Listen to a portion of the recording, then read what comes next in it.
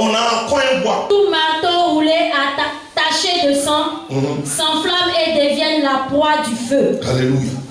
Donc, tout ce que l'ennemi utilisait pour t'oppresser sera passé au feu, sera détruit. Amen. S'il y a un esprit de sorcellerie, tout ça, le Seigneur dit, lui il est venu pour régler ça. Oui, c'est lui seul. C'est pourquoi, en Luc chapitre 1, à partir du verset 68, le Seigneur dit quelque chose de très particulier. Allons-y. Luc 1 à partir du verset 68. Loué soit le Seigneur, le Dieu du peuple d'Israël, parce qu'il a porté son attention sur son peuple et l'a délivré. Ce que Ésaïe avait annoncé depuis 700 ans, c'est réalisé ce jour-là. Le Fils de Dieu venait de naître. Allons-y. Il a fait apparaître un puissant sauveur pour nous. Il a fait apparaître un puissant sauveur. Ce n'est rien d'autre que Jésus-Christ de Nazareth. Parmi les descendants du roi David, son Parmi serviteur. les descendants du roi David.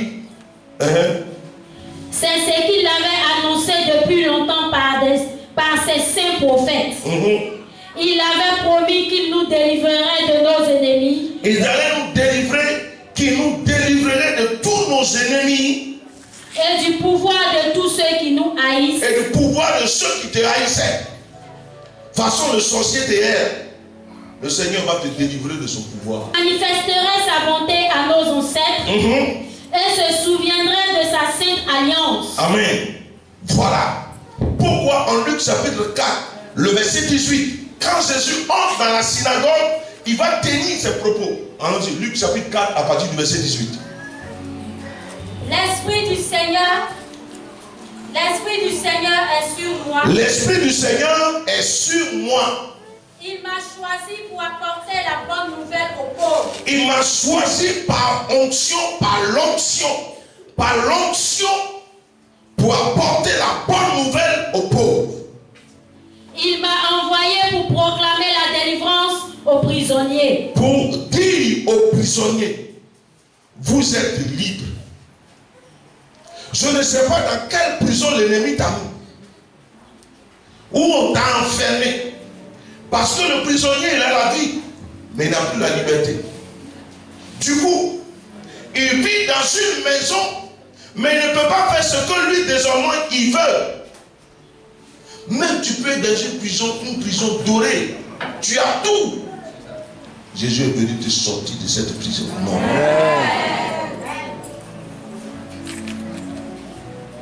Je ne sais pas ce que tu veux. Peut-être que tu as des problèmes de maladie. Non. Frères et sœurs, la vie dans laquelle nous sommes, le Seigneur nous demande de le rechercher. Et quand nous l'avons trouvé, alléluia, il va nous combler. Quel est le rémunérateur de ceux qui le cherchent? Amen. Mais avant d'arriver à 1 million, on commence par 1 franc, 5 francs et puis on s'en va. Ce qu'on a bâti un peu dure dans le temps. Et puis on connaît l'importance de ce qu'on a gardé. Mais quand tu n'as jamais travaillé et puis tu es devenu un coup riche, le Seigneur est venu pour nous libérer de ces prisons dans lesquelles nous sommes et nous pensons que nous sommes.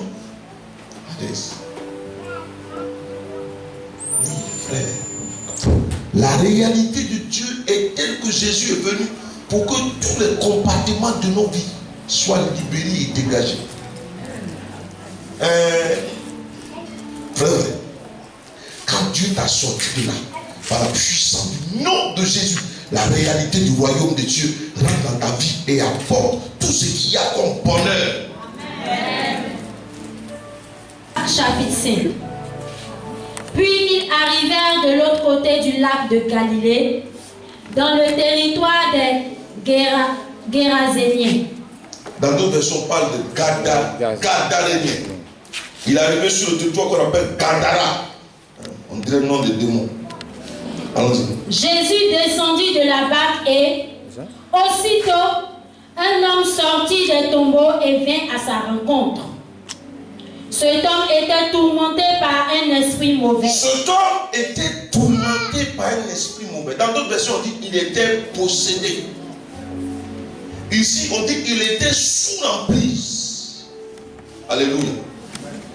La possession, c'est un cas trop élevé. La personne était sous l'emprise des démons. Et il vivait parmi les tombeaux. Même avec une chaîne. Souvent, en effet, on avait attaché ses pieds avec des liens de fer et ses mains avec des chaînes. Mais il avait rompu les chaînes et brisé les liens de fer. Voici un homme qui, même les chaînes, il les coupe. Il est encore un homme. Il ne peut plus. Personne n'arrivait à l'attraper. Il a la force plus que plusieurs personnes. Il n'est plus normal. Il vit dans le cimetière. Le cimetière est devenu sa maison. Allons-y. Personne n'était assez fort pour le maîtriser. Continuellement, la nuit comme le jour, il errait parmi les tombeaux et sur les collines, en poussant des cris et en se blessant avec des pierres. Il se blessait lui-même, il se mutilait. Le sang qui coule là, ça ne lui dit rien. Il se blesse. Combien de fois, quand nous sommes sous l'emprise des démons, on ne se blesse pas. Et on ne blesse pas les autres.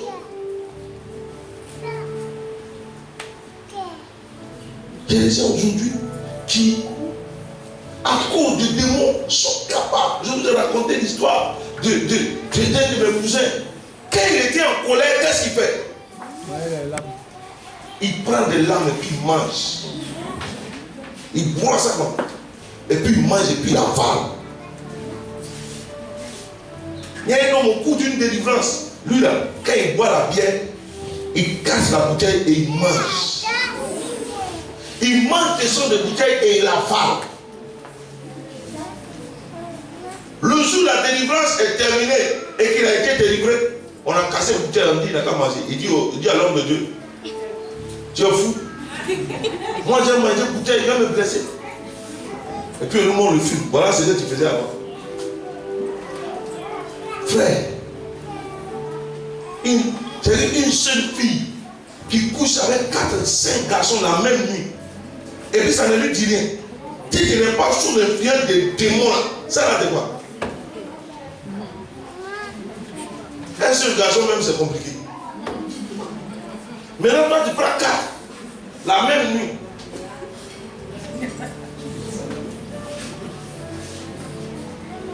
Frère, et les gens pensent que c'est normal.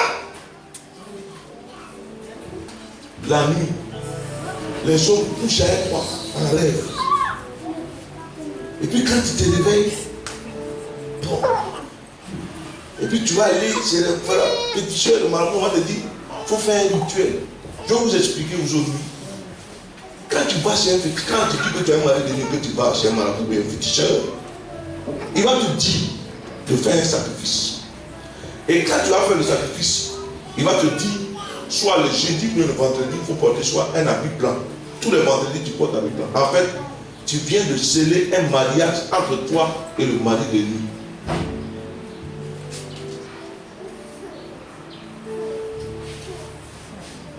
Donc, comme tu as porté le blanc, il ne te fera plus rien. Mais le jour où tu n'as pas porté le blanc, il va venir te chicoter. Donc, il a un jour. C'est-à-dire, dans la semaine, on vient de lui donner un jour où lui, il fait avec toi ce qu'il veut. C'est une négociation qu'il vient de faire. Mais Jésus ne négocie pas. Il nous met dehors. Alléluia. C'est ce que c'est comme. C'est en cela que moi j'aime Jésus. Il ne négocie pas. Il met dehors. Alléluia. Frère son âme, c'est mon nom. Faisait en 70 déjà, il portait des adoxide. Il était en avance.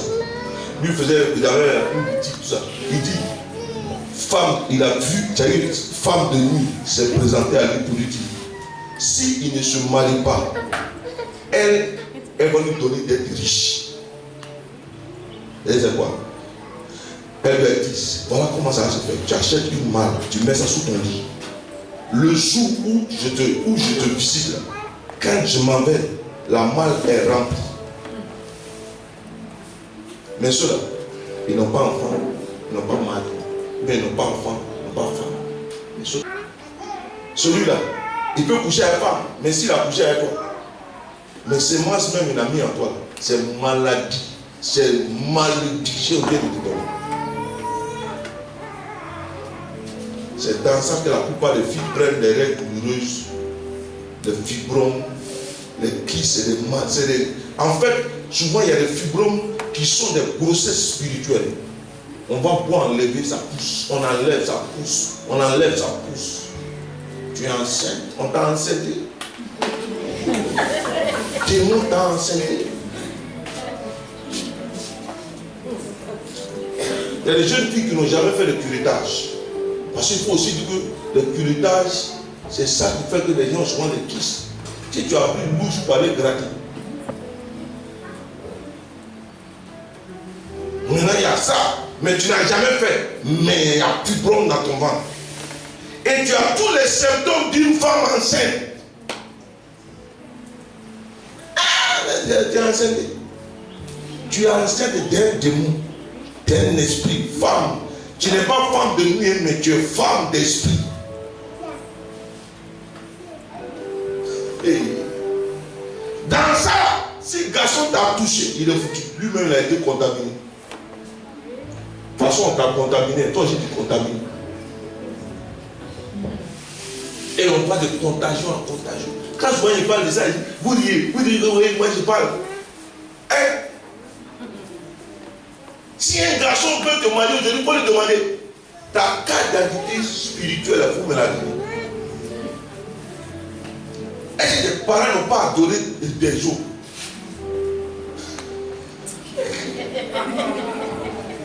Avant de pouvoir accepter, il faut lui demander. Il n'y a pas eu d'adoration dans ta famille, de cailloux, de montagnes, tout ça. S'il y en a, envoie-le un mercredi. On va prier sérieusement pour lui. Yo, où est mamie? Le monsieur que je suis, qui se présente à Jésus, il était juif. Descendant d'Abraham. Mais il a des problèmes. On va dire qu'il est juif, mais pourquoi il souffre? Alléluia. Amen. Alors tu vas finir.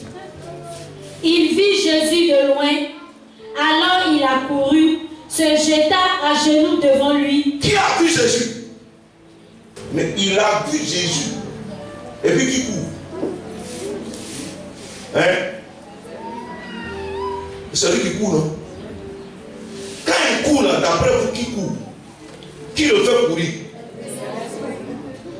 Hein? Donc, l'esprit a vu Jésus. Donc, l'esprit fait quoi? Puisque l'homme est sous l'emprise des démons, les démons ont vu Jésus. Alléluia. Amen. Jésus n'a jamais été effrayé par les démons. C'est les démons qui sont effrayés quand Jésus est présent. Vous savez pourquoi beaucoup de chrétiens n'aiment pas l'adoration? Beaucoup de chrétiens, nous surtout nous les Africains, on aime ambiance, on aime animation, mais on n'aime pas l'adoration. Parce que dans l'adoration, Dieu est présent et les démons ont peur de nous laisser entrer là-bas. L'homme n'avait plus de volonté. L'homme ne savait plus comment il allait faire. Mais la Bible dit cet homme, il a couru. C'est pourquoi je dis, présentons Jésus aux autres. Si Jésus est présenté aux autres comme le sauveur de l'humanité, l'humanité sera sauvée. Il voit Jésus et puis fait quoi? Il court. Et puis fait quoi encore? Il voit, il court et puis fait quoi? Il se jette au pied de... Et puis il dit...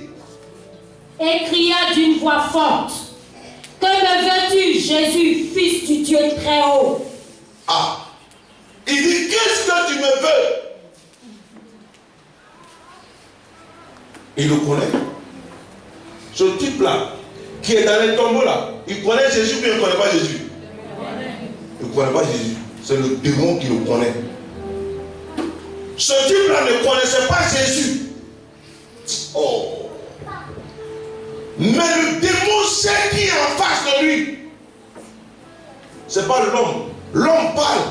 Mais celui qui parlait au travers de l'homme n'était rien d'autre que le démon. Allons-y. Je t'en supplie, au nom de Dieu, ne me punis pas. Ah, maintenant, pas dit qu'on est au nom de Dieu. Ne me punis pas. Satan, ça, c'est que Jésus est venu pour le punir. Allons-y. Il dit cela parce que Jésus lui donnait cet ordre. Esprit mauvais, sors de cet homme. On n'a pas encore dit que Jésus a parlé. Ça s'est passé dans le monde spirituel. Spirituellement, quand le démon a vu Jésus, lui il sait qu'il va partir. Alléluia. C'est pourquoi, entrons dans la présence de Dieu et présentons-nous devant Dieu. Les démons qui sont dans nos vies vont se marier. C'est pourquoi quand tu pries sérieusement, que tu pries bien, on n'a pas besoin de donner parole de connaissance. Tu vas commencer à dire, je ne vais pas. Qui m'a dit, je ne sors pas. Allons-y. Jésus demanda à l'homme, quel est ton nom? Il lui répondit. Là, Jésus parle à l'homme et non pas au démon. Il demande à l'homme, ton nom. On me dit, tu t'appelles comment? Frère, tu t'appelles comment? Et puis qu'est-ce qui se passe? Mon nom est multitude, car nous sommes nombreux. Jésus s'adresse à l'homme, mais c'est le démon qui parle. Il s'appelait Légion. Dans d'autres versions, on dit Légion. Mais, donc si cet homme n'avait rien en lui, il avait 3000 démons. Au moins 3000.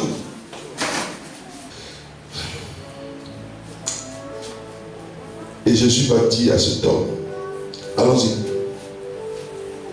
Car nous sommes nombreux. Et il le priait avec insistance de ne pas envoyer les esprits mauvais hors de la région. C'est-à-dire lui-même n'a pas envie de sortir de la région. Hein? Et il négocie avec Jésus. Alléluia. J'aime Jésus, quoi. L'homme de Galilée. Satan tremble devant lui. Il faut que tout à l'heure, quand on va s'élever pour prier, tu puisses lui dire, aujourd'hui, là, moi je ne tremble plus, là, je tremble plus devant toi. Celui devant lequel tu trembles, il habite en moi. Donc, façon il rentre dans ma vie, maladie, et il y a vraiment ta vie dans moi. Tu vas quitter et tu vas débarrasser le plancher. Tu vas partir parce que tout c'est trop. Mais il faut prendre conscience que le bâton qui maîtrisait ton dos a été cassé. Le joug qu'on a déposé sur toi pour faire de toi esclave a été cassé en 1000 morceaux parce que l'onction a brisé ça. La puissance de Dieu a enlevé le dessus de ta vie, de tes épaules, tout ce que Satan amène, qu'il soit sorcier ou que ce soit ce que tu connais. Dieu t'a libéré par la personne de Jésus, car il est mort sur le poteau de la croix, mais il n'est pas simplement resté au tombeau, il est sorti vivant du tombeau. Et parce qu'il est sorti vivant du tombeau, la victoire nous a été donnée. C'est pourquoi, vous savez, David a eu l'onction. Goliath n'a pas pu tenir devant lui. Saül a eu l'onction. Les Philistins n'ont pas pu tenir devant lui. La Bible dit que parce que l'onction était dans la vie de David, aucun esprit ne pouvait lui résister. Aucun. Son ennemi ne pouvait rien contre. Amen. Et sa puissance se manifestait totalement avec une telle authenticité. Frère, ce que nous avons reçu là, c'est plus même que pour les Saül. Donc chacun de nous va quitter là où l'ennemi l'a placé. Tout à l'heure, chacun en connaît comme on fait d'habitude. Tout à l'heure, on va ranger les chaises et puis on va commencer à prier. Parce que j'ai parlé beaucoup. Maintenant, chacun va se lever pour dire pour lui. Parce que moi, je sais une chose. Ce que Jésus a fait comme action, comme miracle, aujourd'hui pour toi et pour moi, ça doit se réaliser. Que le nom du Seigneur soit béni.